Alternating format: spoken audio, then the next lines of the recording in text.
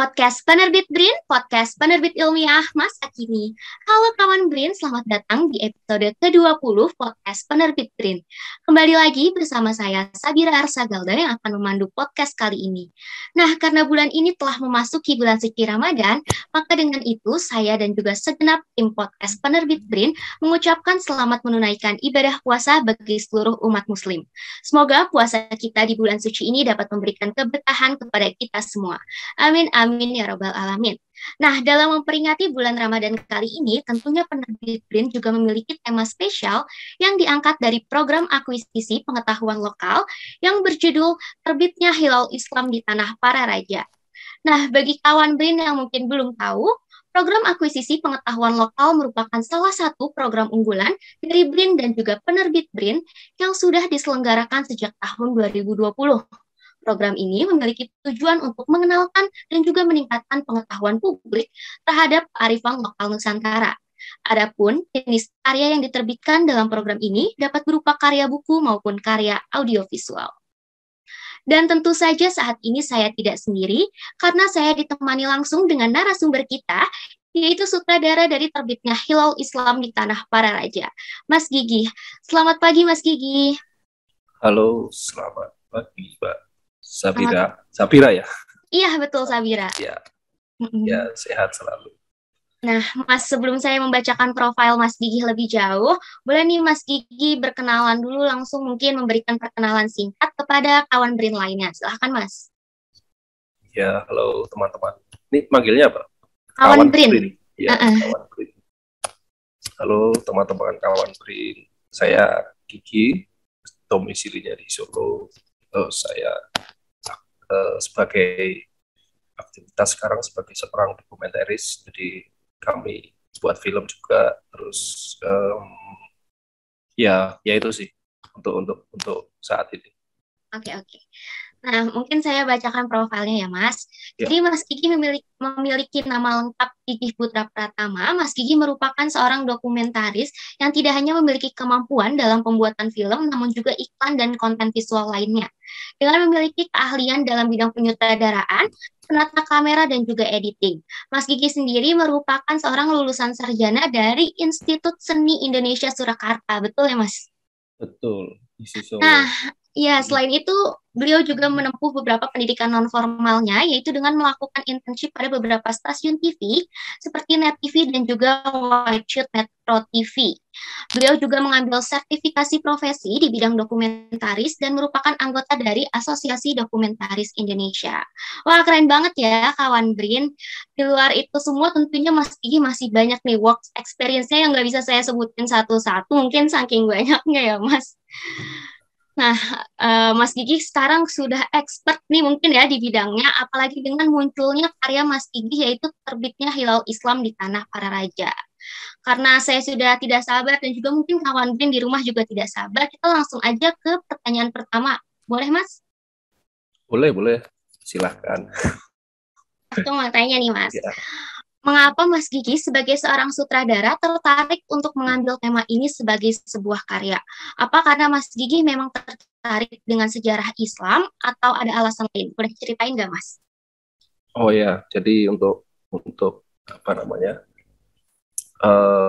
film ini ya, film dokumenter terbitnya Hilal Tanah Para Raja ini kan sebenarnya prosesnya itu aku lakukan ketika di sela-sela kerja sih sebenarnya. Jadi kayak rutinitas kerja gitu, terus sama temanku kebetulan itu ya aku pengen kayak refreshing aja sih sebenarnya untuk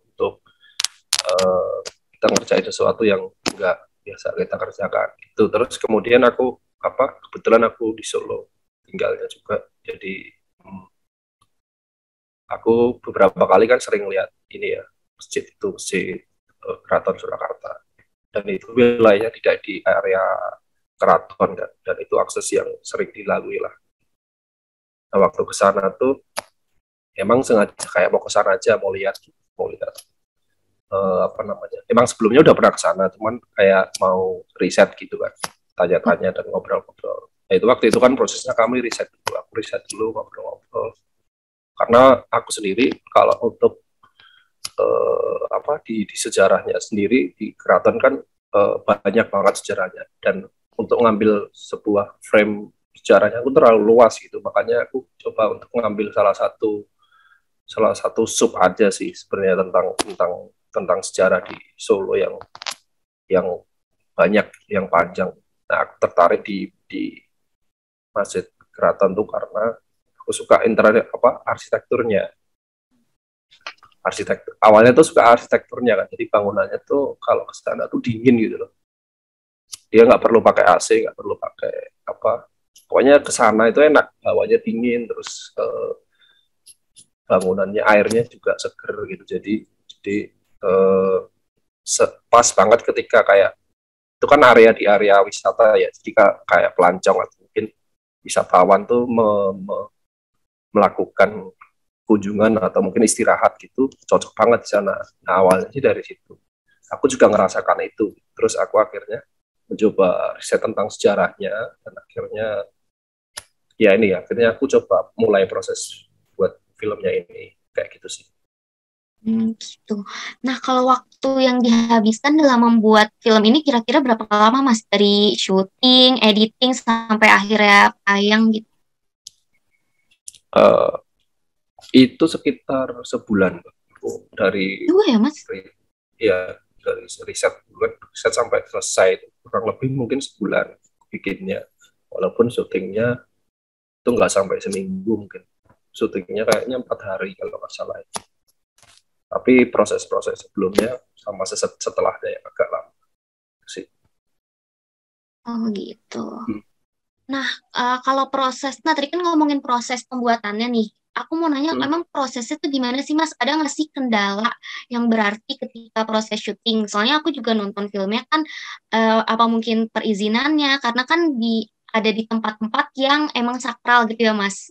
Terus ada juga scene hostnya tuh lagi ngobrol sama putri dari Pakubono. Itu kira-kira gimana sih, Mas, izinnya? Apakah susah, apa gimana? Oh, kalau untuk ini apa namanya, Masjid Keraton sendiri itu kan dia itu lokasinya emang umum gitu, bukan sesuatu tempat yang sakral sih. Jadi emang masjid umum, emang itu di area keraton, di alun-alun dan area keraton gitu. Cuman kan keraton kan nggak nggak tertutup kan sekarang, sudah terbuka gitu. Jadi semua bisa akses ke situ, dan emang ada pasar dan sebagainya, itu udah jauh sebelumnya, emang sejak PP 10 itu udah boleh diakses kan. Sebelumnya juga udah diakses dengan bebas gitu. Cuman ketika PP 10 itu baru mulai apa istilahnya apa ya, keraton tuh lebih merakyat gitu. Jadi lebih bisa diakses apa aja. Dan sampai sekarang gitu, karena itu untuk izinnya sebenarnya uh, di apa namanya, kalau di keraton itu kan ada namanya dewan dewan adat dan itu yang kebetulan yang Gus Timbung itu yang dari narasumber saya itu di situ. Hmm. Beliau tuh emang di kerjanya atau mungkin pengabdiannya tuh di Dewan Adat Keraton. Jadi aku pikir uh, sangat tepat untuk ngomongin tentang ini, tentang film ini. Itu langsung ke narasumber yang bersangkutan, karena beliau kan juga belajar tentang dan tahu sejarahnya juga tentang masjid ini kan. Jadi aku pikir sangat sangat pas lah.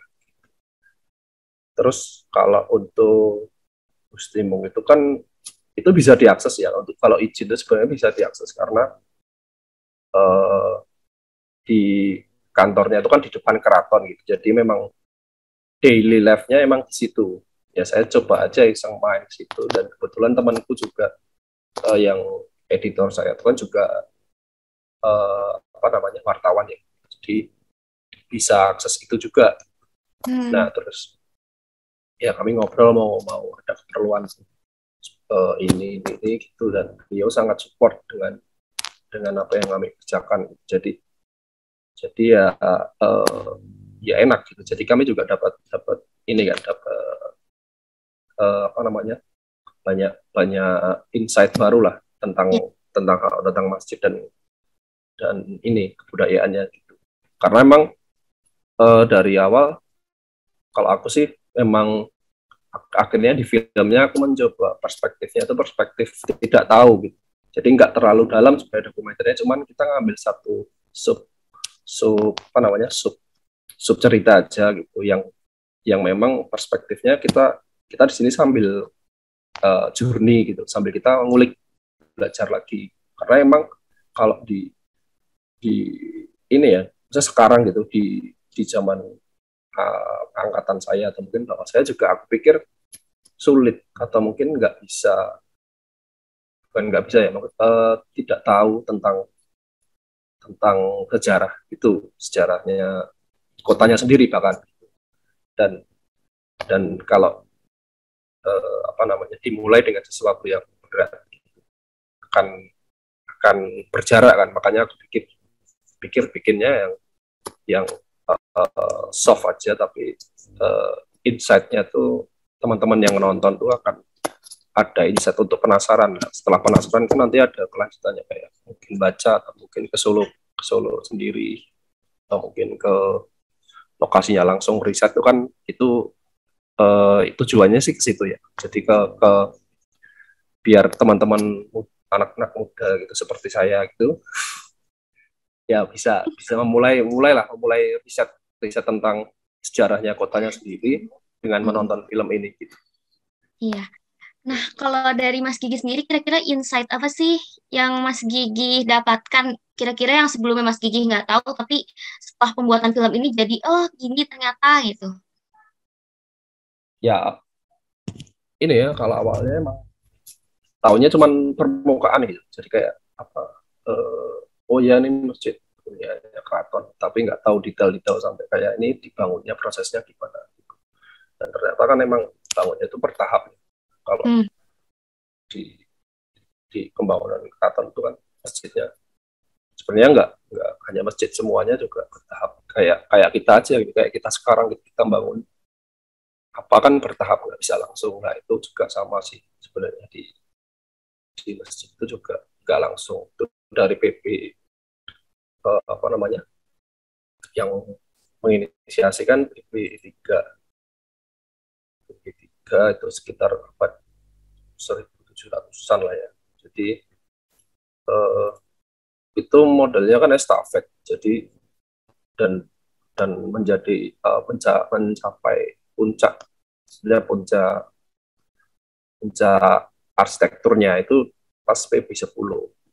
Jadi memang selesai gitu, kayak udah bagus gitu loh. Dan sampai sekarang tujuannya nggak ada sih, hampir dipertahankan bentuk aslinya dari yang PP10 itu kan.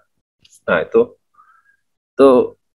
menariknya kan, berarti kan itu estafet perjalanannya ratusan tahun ya. Dan Iya, dan itu bangunan yang sangat, berarti kan sangat ini ya, aku pikir sangat bersejarah karena merekam banyak aktivitas masyarakat di situ dari sejak PP3 sampai sekarang, bahkan sekarang masih ada masjidnya dan masih digunakan secara umum dan iya, menjadi ikon kan. Jadi memang aku pikir uh, ada insight yang apa ya, historik gitu loh, ketika membuat film ini, nggak hanya membuat tapi kayak ada, oh ternyata ya, oh ternyata orang zaman dulu tuh berpikirnya itu kayak gini. Dan sebenarnya nggak jauh beda dengan kita sekarang. Aktivitasnya kan juga, kalau di masjid itu kan, di sana itu kan lokasinya itu kan di samping alun-alun, dan alun-alun itu ada pasar. Jadi emang kayak roadmap-nya tuh, kalau aku anu ya, baca kasar gitu istilahnya, mungkin orang-orang habis di alun-alun terus berdagang, kemudian sekitar jam 12 itu mereka beristirahat di masjid kayak gitu. Makanya kayaknya memang tata kotanya itu emang dibikin seperti itu gitu. Memang aku pikir roadmap-nya, oh ya berarti ya masuk akal juga sih. Misalnya kayak orang ke alun-alun pagi-pagi, terus orang kan zaman dulu kan pasti berdagang dan sebagainya, terus mereka lelah istirahatnya di masjid. sambil mungkin juga berdagang dan lain-lain. Nah, aku pikir ya bisa apa? Masjid juga bisa jadi representasi perjalanan masyarakat juga gitu di Solo khususnya kayak gitu sih. Iya betul juga sih Mas. Nah, selain itu kan di video bukan cuma ada masjid, tapi diceritakan juga tentang budaya Islam yang sangat kental ya Mas di situ. Nah, selama pengalaman Mas Gigi sendiri selama berada di sana, budaya atau kebiasaan apa sih Mas yang masih dilakukan hingga saat ini gitu? Oke. Ya, jadi kalau kalau di Jawa ya di Solo khususnya gitu. Karena kan pecahan dari kerajaan Mataram. Hmm. Dan kerajaan Mataram Sultan Agung itu kan salah satu raja terbesar juga di Indonesia lah, yang kita tahu sejarahnya kan dia mau merebut banyak kota dan dari kolonialisme kan, dia memang nggak bisa merebut, pada akhirnya nggak bisa merebut Jakarta karena Batavia ya waktu itu ya. Iya Batavia. Jadi emang karena ini banyak hal kan faktornya. Nah itu akhirnya Mataram pecah jadi dua, Jawa dan Solo dan Jogja. Nah terus untuk ini apa namanya? Nah setelah itu kan terus siapa penyebarannya itu kan karena dari Mataram terus otomatis hierarki kan, ketika rajanya itu beragama Islam otomatis ketika masyarakatnya itu banyak akulturasi dari dulu kan Hindu, dan penyebarannya sebenarnya nggak hanya dari kerajaan aja, tapi karena peran-peran kayak Wali Songo dan lain-lain itu juga mempengaruhi perubahan itu kan. Nah kemudian ketika masyarakat kebudayaan dan apa cara bersosialisasinya berubah, otomatis juga raja juga adaptif dengan hal itu.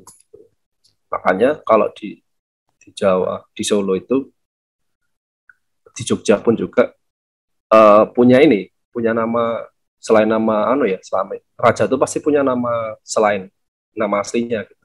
Kayak nama versi Islamnya tuh ada. Oh gitu. Jadi itu sebenarnya buat legitimasi karena mayoritasnya kan itu, mayoritas warga dan masyarakat kan waktu itu memang menganut agama itu. Nah, karena akulturasi kebudayaan itu, akhirnya acara-acaranya itu sebenarnya banyak mengadopsi dari juga budaya sebelumnya itu. Jadi nggak dari pure dari Arab ya. Bahkan yang di Arab nggak ada, di sini ada. Kayak misal di Solo itu kan setiap hari besar tuh ada istilahnya namanya grebek. Nah kalau yang di film ini itu kan grebek sebelum puasa. Jadi grebek itu kan nama dari merebut dulu. Jadi kita kayak berebutan mengambil sesuatu, namanya digrebek. Kayak apa ya? Kayak di berita kan polisi menggerebek ini. Itu kan sebenarnya konotatif yang agak negatif, tapi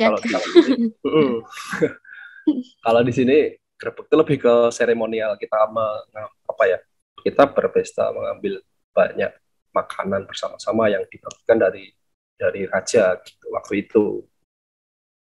Nah di setiap event-event kalau di Solo ya, di setiap event besar terkait ritual agama itu pasti ada acara itu.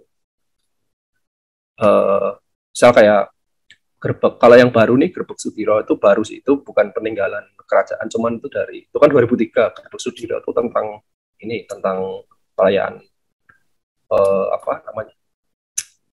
umat Tionghoa, hari besar tahun baru China. Nah terus kalau ada lagi Gerbek Mulut, terus sebelum Maulid Nabi kayak gitu-gitu, itu perayaannya sebenarnya hampir sama. Jadi memang kayak masyarakat dan kerajaan tuh berkumpul membagikan makanan. Terus di situ ada kayak perform gitulah. Dia kerajaan menampilkan beberapa perform itu, terus warga menonton dan di ending dengan perebutan makanan kayak gitu. Dan bentuknya makanan itu kayak gunungan gitu kan. Kalau di videonya di film saya lihat, mbaknya lihat itu kan warganya merebut Berebutan ya. gunungan. Nah, itu juga budaya yang masih Salah eksis satu sampai budaya, sekarang. iya. Dan budaya itu sekarang ya 2 tahun ini pas pandemi kan nggak ada. Itu kebetulan banget filmnya sebelum pandemi gitu. Ya untung ya Mas. 2000 berapa ya? 19 itu kan. Ya 19 berarti. 2019 jadi apa?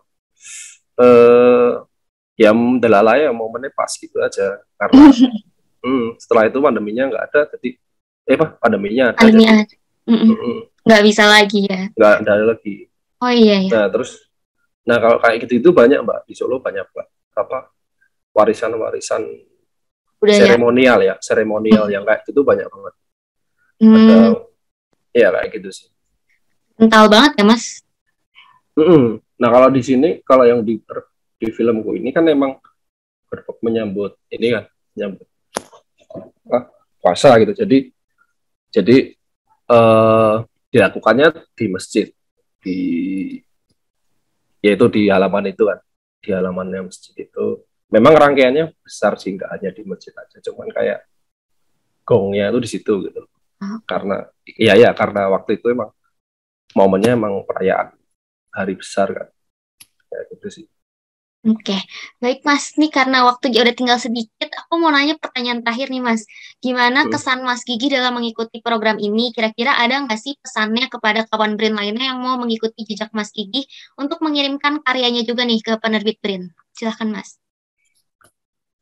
Oke, apa ya pesan ya? Mungkin tips and triknya biar bisa diterima gitu gimana Mas? Oke. Kalau BRIN itu kan aku lihat sih, aku baca tornya juga itu kan fokusnya di kebudayaan. Jadi aku pikir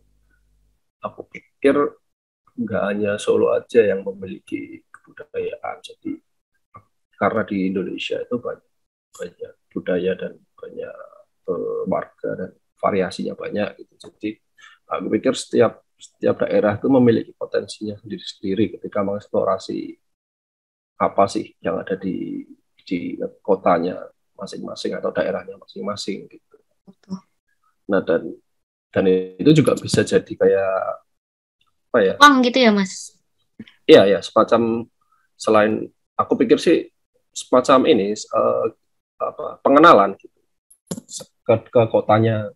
Oh ternyata di sini ada ini, oh di sini ada adat seperti ini, dan itu kan menarik untuk masyarakat yang emang nggak tinggal di kota itu, pasti sangat menarik. Karena banyak pengetahuan baru di situ kan. Nah aku pikir goals-nya dari BRIN ya, dari BRIN bacanya gimana, BRIN ya? Iya, penerbit BRIN. Ya, akuisisi itu aku pikir goals-nya itu di situ mungkin ya. Jadi bagaimana memunculkan potensi kebudayaan atau potensi sejarah itu yang tentunya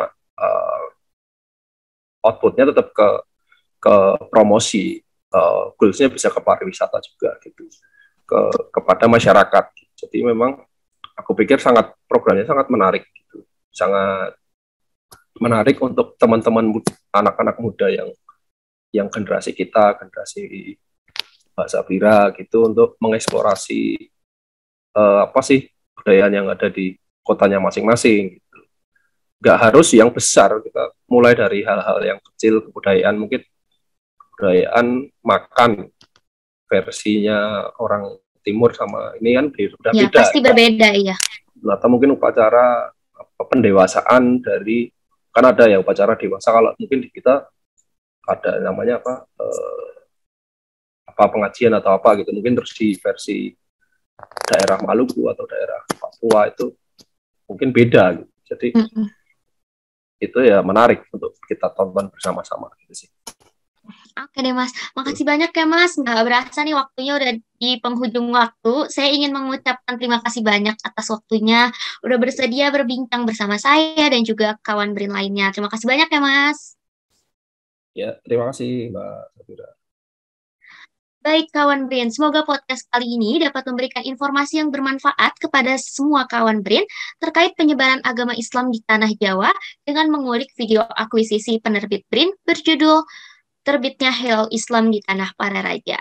Selain itu, kawan Brin yang ingin mendapatkan pengalaman menarik seperti Mas Gigi dapat langsung berpartisipasi dalam program akuisisi pengetahuan lokal penerbit Brin dengan cara mengirimkan karya buku ataupun audio visualnya. Untuk informasi lebih lanjut terkait program akuisisi pengetahuan lokal, kawan Brin dapat mengunjungi tautan pada link /akuisisi Brin. Nantikan terus podcast episode selanjutnya. Sekian podcast kali ini. Terima kasih kawan Brin. Podcast penerbit Brin, podcast penerbit ilmiah masa kini. Sampai jumpa.